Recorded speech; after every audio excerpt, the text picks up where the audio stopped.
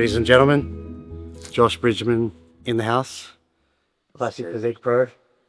International Man of Mystery. Multiple most wanted lists. And the 2025 winner of the Pro Camp Casanova Award. Won inaugurally in 2024 by Mr. Joe Bridgman.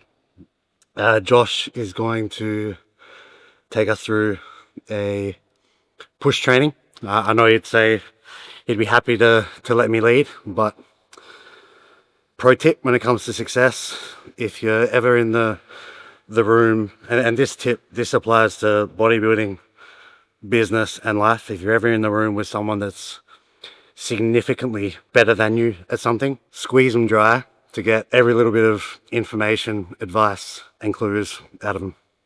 How's that? Yeah, okay. What are you doing this year compared to other years, bodybuilding wise, to make sure you get to the Olympia? Wow. I'm laying on you heavy today. Yeah. I think one of the hardest things to do when you love this game is to take the time away.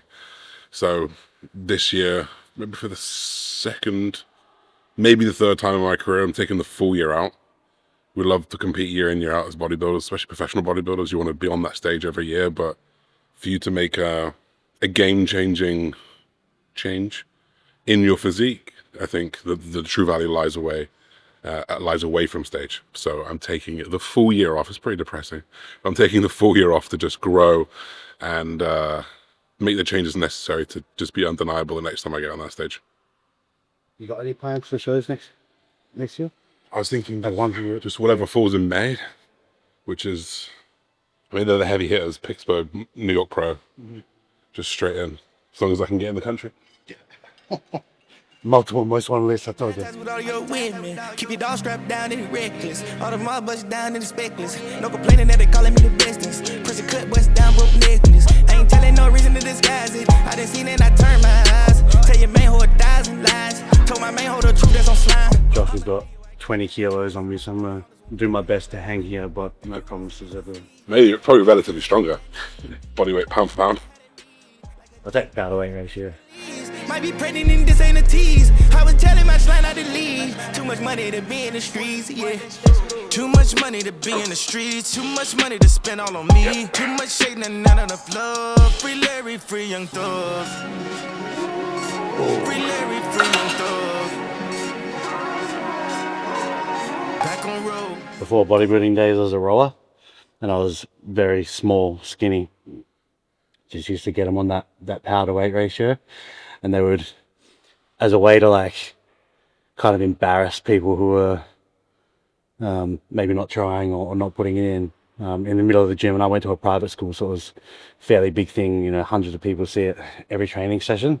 They post all the splits and the power to weight ratios like ranked in order, and if you're in like the bottom 20, just like your name's in red, you'd just be petrified of it, like falling into that. Sport days.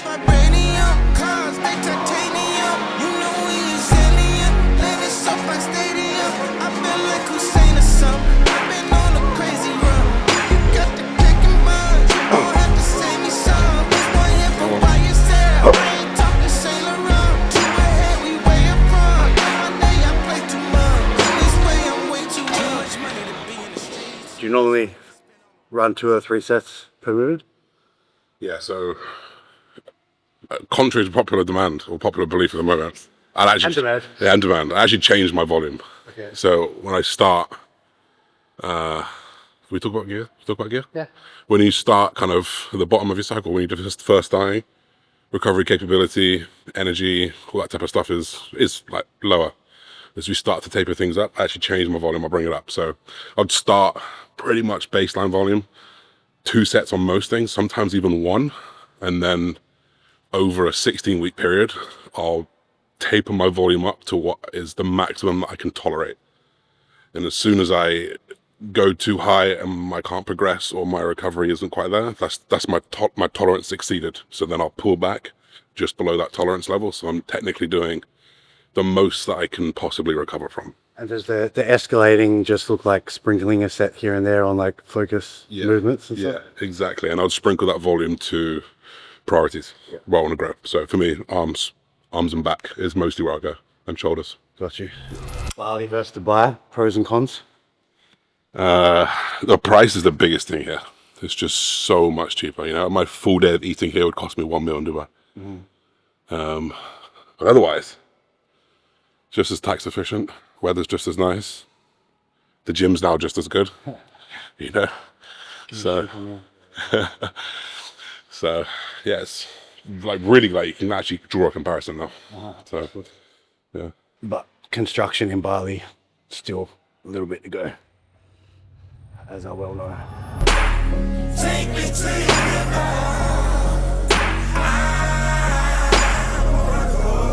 It's a good life. Like there's a lot of bodybuilding culture in Dubai. It's the center of the world, so you can get to everywhere. The weather's perfect. Like I'm from the UK, so the weather is not great 7 or 8 months of the year. And amazing tax breaks for people that work online. And most importantly, just got some good friends out there now. Good.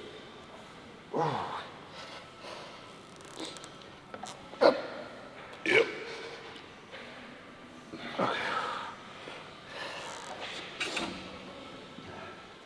When you work through, or when you progress through your working sets, are you normally trying to keep like reps around the same, or is there like a Reps?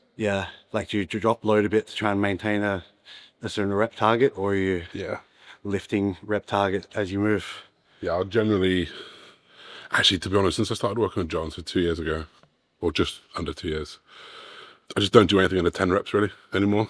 I think, especially when you get real strong, like as soon as you're failing or getting close to failure below 10 reps, the weight is so heavy. It's like you got to think about the joint pressure, what that's doing. So yeah, I'll always do pretty much above 10 reps. If I'm getting 10 or 11 reps, I know that, and that's close to failure, I know that I've got to drop the weight for the next set to stay above that rep range most of the time. And do you go with any sort of like back off approach where you might, I don't know, I guess standard approach is like take 25-30% off a previous set to like run a higher rep target, or are you happy to just I think for smaller muscles, arms, I'll probably go a little bit higher reps sometimes, and that would be a proper drop off. But most of the stuff like presses, pulls, just 10 to 15 straight. It's old school bodybuilding, that is. 3 sets, 10 to 15. DJ Creed. Niggas die, baby. Everybody want for cover. This is my one that dislocated like 10 times in sport. And then one time just healed, just in a wrong position. And I tried to lift with the arms symmetrical, but then I wouldn't be able to activate my chest. So I just decided to have this as a wonky arm and just do what feels right on the chest. There's no way to survive in the city, it's a shame. Niggas die from a hollow point, bullet to the brain. Will I survive or will I die is what I wonder. Puffing no blunts and getting drunk to keep them going under. Getting lost in the madness, blood and getting tipsy. Got my pistol out the window screaming, Lord, come and get me. I'm sick. I see this happen so much. It's the curse of it's either martial arts or high rocks, or like bodybuilders get pulled out of bodybuilding because it's so monotonous and repetitive, and you know you inject them into the martial arts scene or the functional training scene. It's it's new and fresh every training session, and like bodybuilding, sometimes progress is moving so slow we can't even notice it. But like with things like that, you know, every session you show up, you're learning something new, you're getting better, your competence improves rapidly.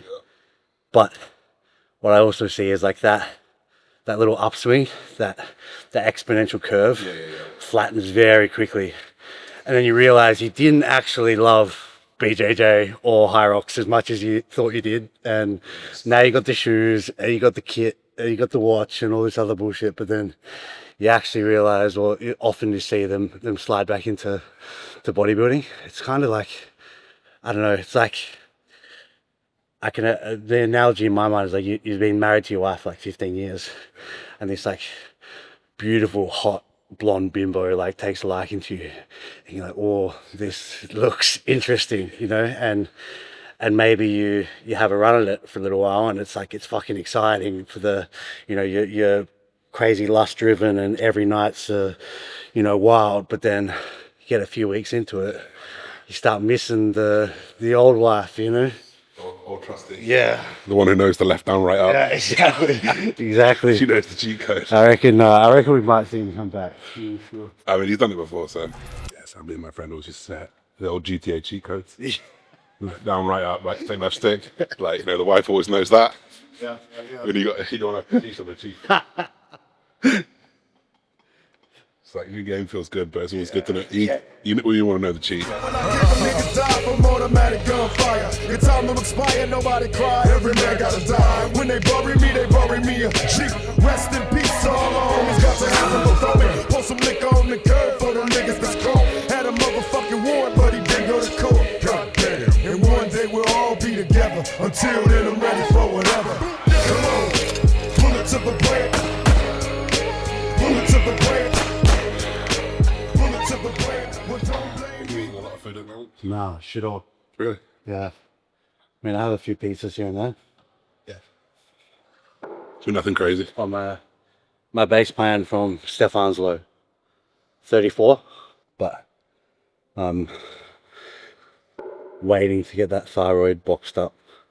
I actually had the bloods drawn this morning, so I'm hoping to see some great. More in depth. Yeah, well, I'm hoping to also see like changes from the ones 4 weeks ago, like in a good direction. Because I think that's why he's gatekeeping the food a bit. I mean, it makes sense. Yeah.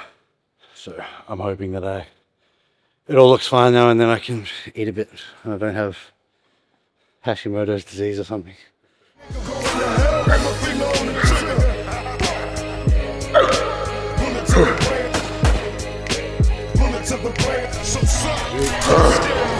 I'm on my knees begging, please come and save me. The whole world done made a nigga crazy. I got my 357, can't control it. Screaming down, motherfucker, and he's loaded. Everybody want the cover. Oh shit, thug life, motherfucker. Duck quick. Come on. If I am, don't worry me. Cause do I die getting high till they bury me? Dear Lord, can you hear me? When I die, let a nigga be strapped, fucked up and high. With my hands on the trigger, thug nigga. Who hasn't paid the fucking electricity bills?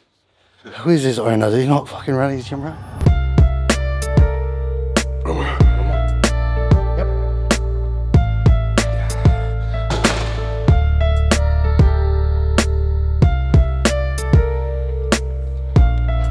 Good.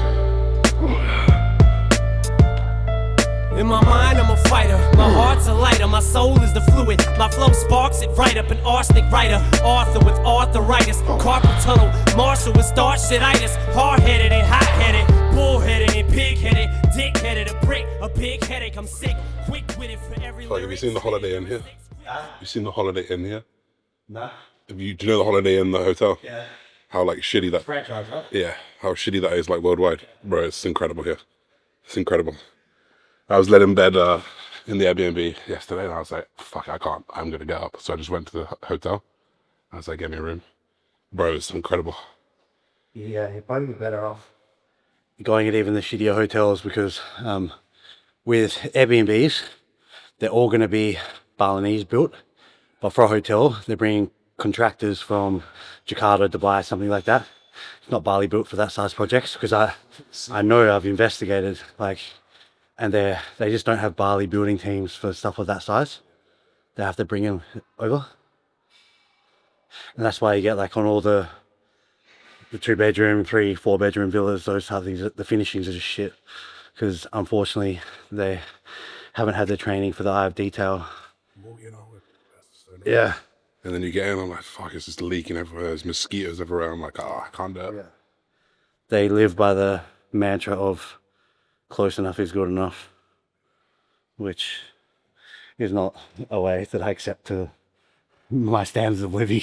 That's why I got up and left. And I was like, "Give me my refund." I said, "All right."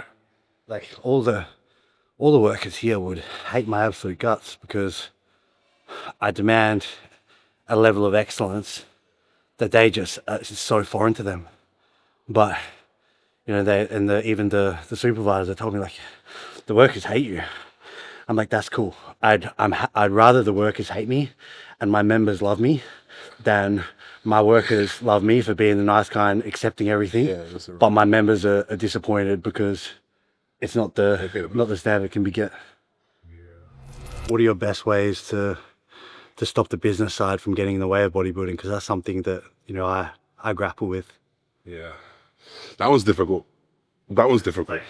You know, in a perfect world, if we wanted to be our absolute best bodybuilder that we could be, we'd all live the Nick Walker lifestyle, and we'd wake up, we'd have a meal, we'd go train, and then we'd go watch movies for the rest of the day and eat our meals. And, you know, everything would be on time, and, you know, there would be no outside chance of deviation. But when you're in the business world, and, you know, the more success you get, the deeper you go into that world, the more you open yourself up to getting pulled left and right away from the bodybuilding, and meals start falling a couple of hours back, and then maybe you miss a meal, and then something's getting caught up. You know, it's a slippery slope to what sort of compromises you make in the name of business. I think it's an ever-changing landscape. You know, there'll be moments, like I'm sure you just went through, the bulk of getting this done. You know, you just got to make the sacrifices, and you just got to do what you got to do. That's the changing landscape. And then hopefully you can time things to when you do need to lock in for bodybuilding, that the rest of the landscape is a bit more stable, right? So I think it's just trying to navigate those landscapes as smart as possible, and like constantly just like ask yourself, what's the risk versus reward? Like, what's the risk of taking this time off versus the reward of bodybuilding, and am I okay with that? And that's it. I think the key is having the self-awareness and the ability to decide, like, what hat you want to wear at a certain period of chapter of your life. For example, are you wearing the business hat this month, or are you wearing the bodybuilder hat? You know, in prep, bodybuilder hat needs to come on, you know, and other things need to fall to the wayside. But if you want to really like superstardom in business, you're going to have to put the business hat on at some stage. And I think the problems arise when people try and wear two hats at the same time, and like play two characters at the same time. And I think that's personally where I suffer, is if I'm not really aligned on like what's my priority right now, what's my number one focus. Because once I know what's my primary objective right now, I can go ham on it, and I feel a little bit more easily to accept some compromises on the other side. But then, you know, when the bodybuilding hat needs to come on, you know, whether it's like the gear comes in and it's a 16-week build, you know, or 16 weeks out from a prep, that bodybuilder hat needs to go on, and the business one needs to be put in the closet for a bit.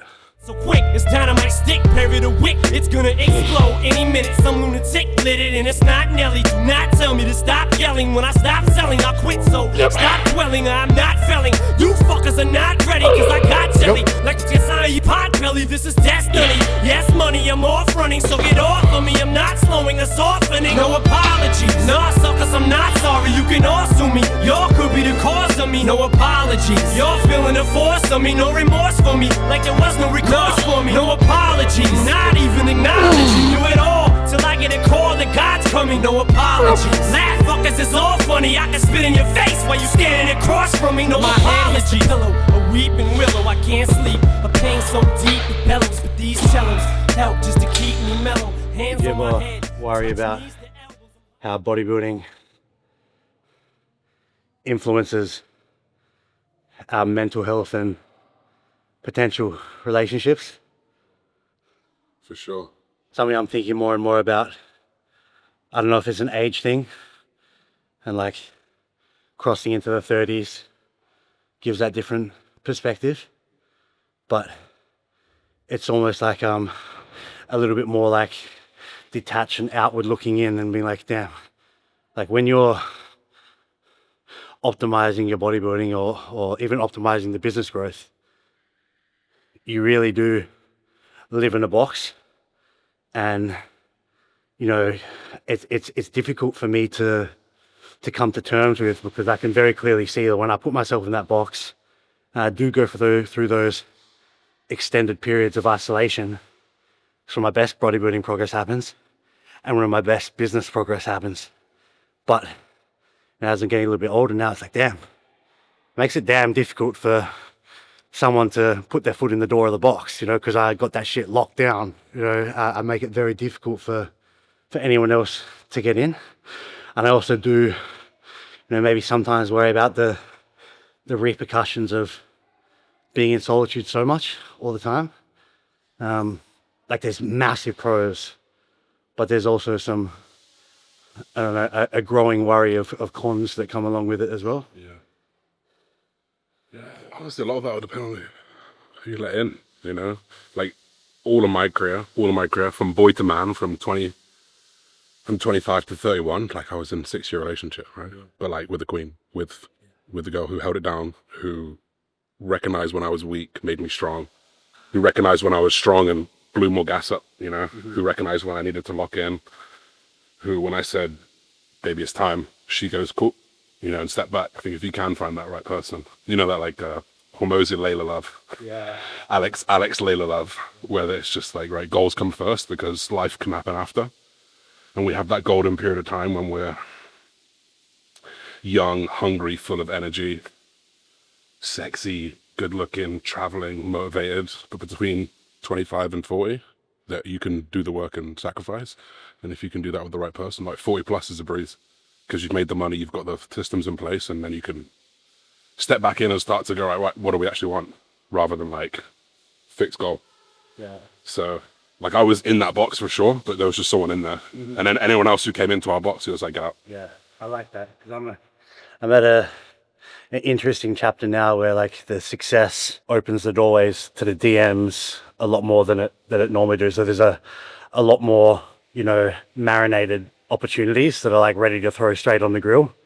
So like in terms of that, like maybe that short-term effort that you have to do in the graft early on back in the day when we're like early 20s or whatever, that's not there, you know, it's the steak is ready to be put straight on the fire. But I'm also finding that like it's a very like short-term dopamine hit, and as soon as that's gone, it becomes a time of where they start wanting to like insert themselves into your routine.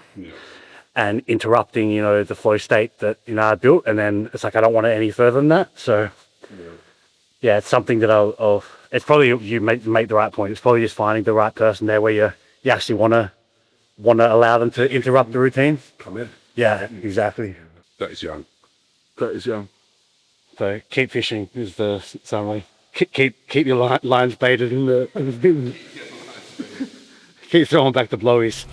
Just, I don't want to speak for you, but it just won't work for me, you know, because I'm kind of the mindset of like, I've already built the start of the kingdom, you know, like you can let your like thing go, kind of like, let's just build this together, like, and make it fucking awesome. Like I find it very difficult to be like, you know, have our different kingdoms that we're working on, you know, if that makes sense. It's like I've done the legwork, you know, just like the hard part is done, just come and like help me polish it and like and enjoy it, you know. But yeah, starting something from scratch with someone that's like really, even like someone that's like a really dedicated athlete, I don't think would work either, you know, because to be a good athlete, you need to be able to flick the selfish button at times. Like there's no world-class athletes that are not selfish, because they just wouldn't be as good as they are. Like someone has to be able to compromise. And my point of the argument would be like, if you compromise a little bit here, like I'll give you a fucking sick life, you know, like. But I also don't know if that just means that my ego is so large and I'm so selfish because I'm not interested in compromising. It's a tough one, man. I choke mics like asphyxiation when I'm strangling my own throat, masturbating. Fuck yeah, I'm a basket case and I mastered this rap shit till my ass gets wasted.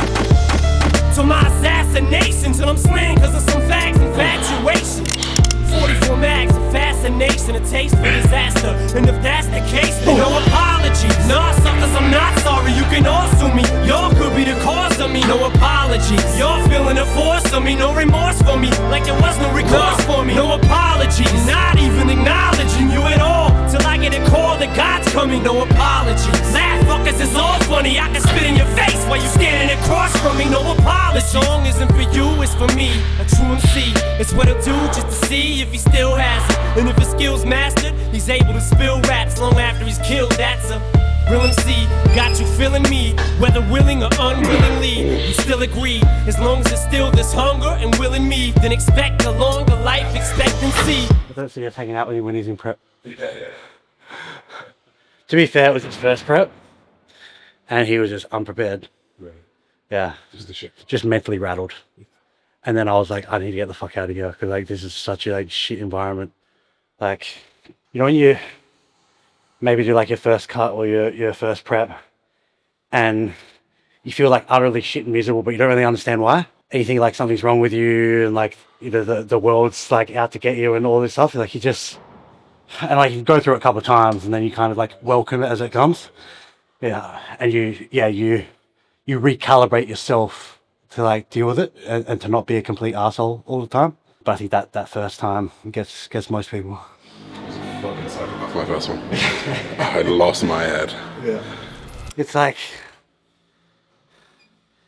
trying to explain to someone what magic mushrooms feel like for the first time. It's like you're never gonna really understand until you do magic mushrooms. Like there's nothing I can say that's going to allow you to effectively grasp how it will feel. It's the same with prep. There's no words or explanation I can give you that will really allow you to grasp it. Yeah, you're right.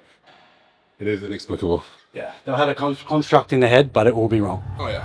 I'd be a savage beast if I ain't had this outlet to salvage me inside. I'd be exploding, soaked in self-loathing and mourning. So I'm warning you, don't coax me, it's silly. I'm really a sheep in wolf's clothing who only relax when he gets pushed. Don't be fooled. The press blows up this whole thing. It's stupid. They don't know because they don't see that I'm wounded. All they did was ballooned it. I'm sick of talking about these tattoos cartooned it. That's why I tuned it out. I'm sick of duking. They can suck my dick while I'm puking. And you too, you can expect no sympathy from me. I'm an MC. This is how I'm supposed to be. That is a wrap, ladies and gentlemen. It's funny, like, people might look at my channel and be like, oh, he's got his pro card, he's a pro.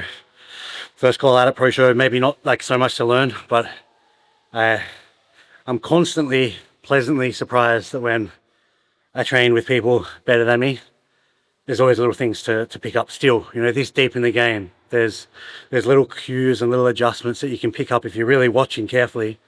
And, you know, I think these opportunities, or whenever you have opportunity to train with someone better than you, like be very observant. Like don't get caught up too much in the bro chat, and don't get caught up too much in like hyping the reps. Watch carefully. How do they position themselves? How do they initiate the rep? How do they end the rep?